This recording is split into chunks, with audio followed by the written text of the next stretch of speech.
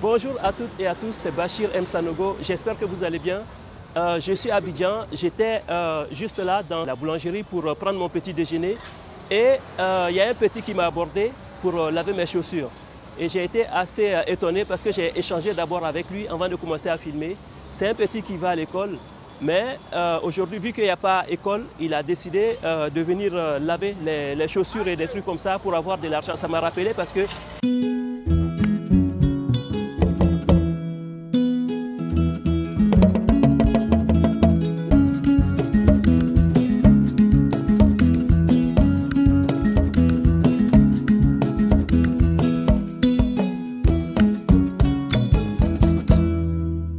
Ça m'a rappelé parce que moi, quand j'étais petit, j'ai fait ça un peu, mais ça n'a pas trop marché parce que voilà, je ne savais pas trop faire. Et ça m'a rappelé, donc du coup, j'ai décidé de l'interviewer pour que vous puissiez voir un peu. Au fait, c'est un petit qui a l'esprit entrepreneurial déjà. Pour ceux qui découvrent cette chaîne pour la première fois, mon nom est Bachir M. Sanogo. Et sur cette chaîne, on te parle de business, d'entrepreneuriat, d'investissement et de l'immobilier. Aujourd'hui, on va attaquer avec... Comment tu t'appelles? Ok, Cissé Abouaka. Qu'est-ce qui t'a motivé à te balader comme ça pour laver les chaussures des adultes pour avoir de l'argent? Tes parents? Et ils ne travaillent pas, tes parents? Tes parents travaillent ou ils ne travaillent pas? Ils travaillent dans quoi? Ils lavent les habits des gens. Ah ouais, d'accord, donc c'est pas facile quoi. Ok, qu'est-ce que je vais dire? Tu vas à l'école? Et pourquoi tu n'es pas allé à l'école aujourd'hui? Congé de Saint-Valentin. Tu vas aller voir ta Valentine, c'est ça? Tu as une Valentine? Non, tu n'as pas de Valentine. Mais quand tu laves comme ça, tu gagnes combien? Je peux gagner 5 000. 5 000 par jour? 4 000 aussi? Mon Dieu, c'est un bon business. Comme vous pouvez le voir, il peut gagner 5 000. Ça veut dire, s'il gagne 5 000, bon, il ne peut pas faire ça tout le temps. C'est les congés de Saint-Valentin, c'est les congés d'hiver en Europe. Donc, ça va durer 15 jours. Donc, ça veut dire, pendant les 15 jours, s'il a 5 000 par jour, ça va lui faire... aidez-moi à calculer, ça va lui faire... en tout cas, je vais mettre en dessous de la vidéo. Mais c'est vraiment intéressant. Qu'est-ce qui t'a motivé à faire ça? Est-ce que tu connais des gens qui faisaient ça avant ou... Oui? Ton grand frère, il a fait ça. Il est à l'école, ton grand frère. Il a arrêté. Il fait quoi maintenant?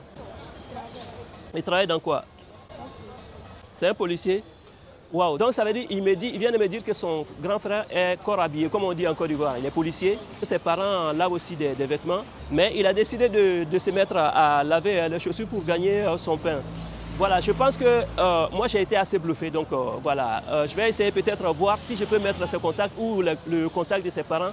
Si vous voulez rentrer en contact avec eux pour l'aider éventuellement, parce qu'il dit que ses parents sont des personnes qui lavent des vêtements pour survivre. Même si son grand frère travaille, voilà, si vous avez envie d'éventuellement aider ou bien voilà, apporter, je ne sais pas, mais en tout cas, je vais mettre le numéro de ses parents pour que vous puissiez rentrer en contact avec eux.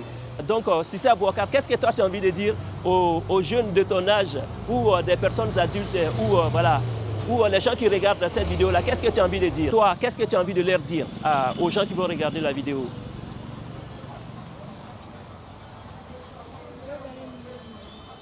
D'accord, ok, je vois qu'il est un peu timide. Cissé Abouaka, il est un peu timide, donc voilà, on va juste arrêter la vidéo là aujourd'hui. En tout cas, moi j'étais assez impressionné de voir ce petit-là qui est très engagé. Voilà, j'espère qu'il ira loin parce que son frère a pu évoluer dans les études jusqu'à être policier en Côte d'Ivoire, en Afrique en général. Quelqu'un qui devient policier, c'est plutôt bon signe. Donc voilà, j'espère qu'il ira de l'avant. Tu dis quelque chose aux gens là, tu l'as dit au revoir? Voilà, bye bye. Ok, au fait, nous sommes toujours devant la boulangerie où j'ai filmé avec le petit. Et il y a ces deux messieurs-là qui étaient là, qui ont été témoins. Et donc voilà, on a échangé et j'ai trouvé que c'était intéressant ce qu'ils disaient. Et donc là, on va échanger un peu pour voir qu'est-ce qu'ils en pensent de cette situation. Mais je vais leur demander de se présenter. Bonjour grand frère. Bonjour. Comment vous appelez? Je suis M. Koulibaly ici. D'accord. J'exerce dans le domaine de l'immobilier. Ok. Donc, comme par hasard, on tombe sur des personnes qui sont dans l'immobilier, sachant que la chaîne aussi parle beaucoup de l'immobilier en Côte d'Ivoire, en Afrique en général, mais plus précisément en Côte d'Ivoire. Et il y a l'ami du tonton, je pense.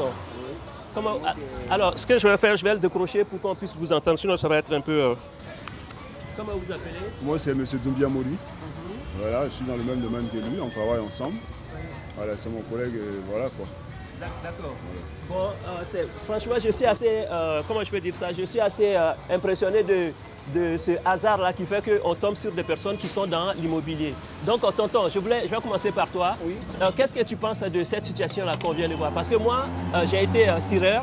Comme je disais, ça n'a pas beaucoup marché pour moi parce que je ne savais pas trop faire et c'était un peu pénible pour moi. Donc, ça n'a pas beaucoup marché. J'ai fait pendant un moment, j'ai laissé tomber. Et vous, qu'est-ce que vous pensez de cette situation-là? Okay. Effectivement, j'ai assisté à l'interview avec le petit. Oui.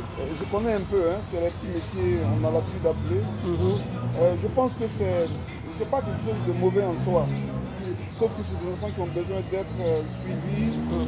Parce qu'en général, hein, comme je disais dans la causerie, c'est des gens c'est des petits qui vont à l'école, c'est des élèves. Donc ça a l'air temps perdu pendant les vacances comme on est actuellement.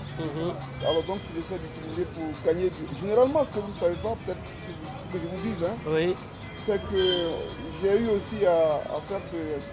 Quand on était petit, hein, bien entendu. Ah oui, d'accord. À faire ce oui. Même, voilà. En général, on le fait pour aider les parents, généralement. Oui, c'est ce qu'il m'a dit. Voilà, on le fait pour aider les parents. Et généralement, le petit sort le matin, jusqu'au soir, quand il est bien, il rentre quand même à un petit facteur pour aider à la popote, pour aider même à sa scolarité, etc. Donc en soi, ce n'est pas mauvais, sauf que c'est des enfants qui ont besoin d'être sécurisés. D'accord. Alors, je vais souligner ce passage-là que le tonton vient de dire, ce qu'il a dit par rapport au suivi de l'encadrement de ces enfants-là. J'ai appelé sa maman, donc justement je vais mettre le numéro de sa maman. Si vous avez envie d'apporter un soutien, voilà, vous appelez directement, vous réglez entre eux, moi j'ai rien à voir dedans. Donc j'ai discuté avec la maman et elle a insisté à savoir si ça allait nuire à l'épanouissement du petit, et je lui ai rassuré que tout ça, c'est bienveillant. Donc voilà, moi je suis très d'accord avec ce qu'il vient de dire le grand frère, et aussi il a pratiqué ce métier-là, quoi. Voilà, donc on va avoir l'avis de notre grand frère numéro 2. Je vais demander de passer le micro si ça ne vous embête pas. Il y a juste à décrocher. Comme ça? Voilà, c'est ça. Tu peux le tenir si tu veux. Hein. Voilà, juste comme ça. Là, c'est bon. Oui, donc du coup, comme je disais, on va avoir l'avis du grand frère numéro 2. Oui, je suis d'avis avec mon frère en question. Oui. Parce qu'aujourd'hui, avec ces jeunes-là, ils ont besoin de beaucoup d'encadrement. Ce qu'ils font, c'est normal. Et c'est bon. Parce que ça permet d'être équipé, d'apprendre quelque chose dans la vie. Il ne pas dépendre des gens. Savoir se débrouiller pour avoir de quoi donner à ses besoins. Et de pouvoir aussi trouver les parents. Parce que ce qu'ils font, s'ils sont encadrés, bien orientés, je dirais que demain, ce sera une nouvelle éducation qui va avoir une bonne éducation et qui va avancer dans la vie sans problème. Nous tous aussi, nous sommes passés par là. Hein. D'accord. Faire des petits métiers, des petits boulots pour pouvoir s'en sortir. Ne pas avoir recours à la facilité, ne pas avoir recours à des communautés pour pouvoir s'en sortir. Parce que quand on a la ligne, ses parents, on est obligé de passer par les petits moyens comme ça pour pouvoir sortir la tête. Moi j'encourage, tous les gens qui font ça, tous les enfants qui font, je les encourage. Voilà quoi. Donc il n'y a pas d'inquiétude à cela. D'accord. Ok, en tout cas, merci beaucoup. J'ai été très ravi de vous rencontrer. Voilà, ça me fait très très plaisir parce que je viens de débarquer et là je rencontre des personnes aussi bienveillantes comme ça. Ça me rassure que ma Côte d'Ivoire est toujours la Côte d'Ivoire, quoi. Toujours positivité et tout ça, quoi. Donc merci beaucoup. À bientôt. Et grand frère, merci beaucoup.